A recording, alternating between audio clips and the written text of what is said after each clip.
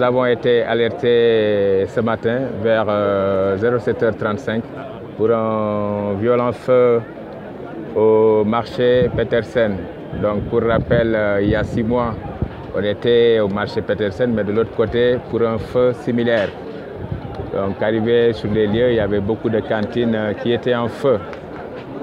Donc, rapidement, les renforts ont commencé à arriver de tout Dakar. Et très tôt, on a été à circonscrire le feu. Donc c'est aux environs de 10h15 que le feu a été éteint. Donc le feu est éteint, mais les opérations, vous voyez, continuent. Il y a quelques débris de part et d'autre.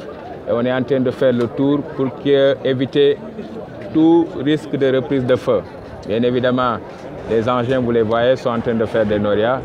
Il y a des débris qui charbonnent par-ci, par-là. On est en train de les éteindre. Les dégâts sont très importants.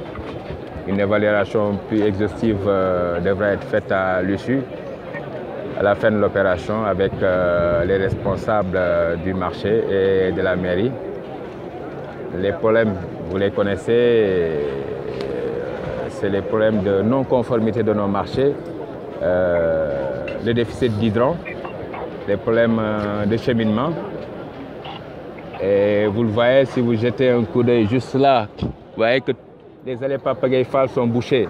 Normalement, on devait être sur cet axe-là pour au moins que nos engins soient au plus près. Mais vous avez vu l'encombrement qu'il y a eu. À ce niveau, quand même, c'était très compliqué, le problème de cheminement. Bon, l'origine d'incendie, on ne peut pas, de prime abord, vous dire exactement ce qu'il en est. Mais vous avez vu les services de police, certainement à l'issue, ces services feront les investigations qui conviennent et à partir de là, on pourra déterminer exactement l'origine du sinistre.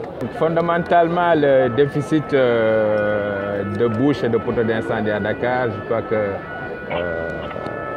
ce n'est pas la première fois qu'on en parle. Ce n'est pas seulement les marchés, mais c'est l'ensemble du département de Dakar, je dirais bien même de tout le Sénégal.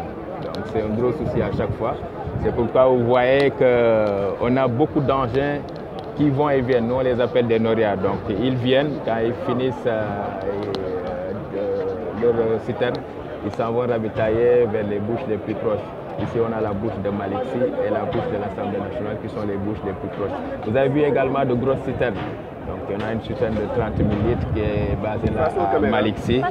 Et on a une citerne également de 11 000 litres qui quitte Guédiawaye pour ici. Vous voyez pratiquement tous les engins en nom de Dakar sont là, sauf les engins de la banlieue et de Rufisque. Donc, globalement, c'est un problème récurrent. Un sapeur-pompier sans eau,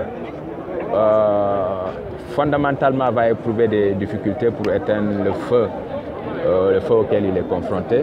C'est pourquoi vous voyez, on a eu vraiment une débauche d'engins. Je puis vous dire que pratiquement tous les engins de Dakar sont à Petersen présentement.